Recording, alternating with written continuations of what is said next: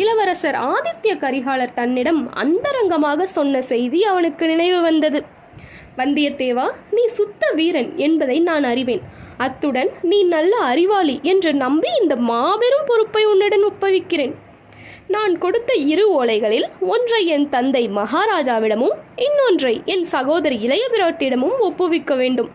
தஞ்சை ராஜ்யத்தில் பெரிய பெரிய அதிகாரிகளை பற்றி கூட ஏதேதோ கேள்விப்படுகிறேன்.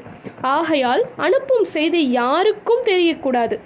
எவ்வளவு முக்கியமானவராக இருந்தாலும் நீ என்னிடமிருந்து ஓலை கொண்டு போவது தெரியக்கூடாது.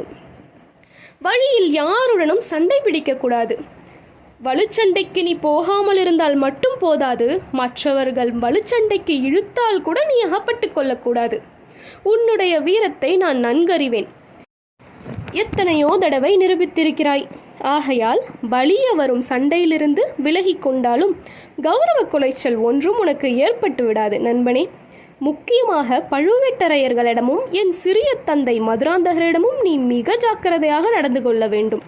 அவர்களுக்கு நீ இன்னான் என்று கூட தெரியக்கூடாது.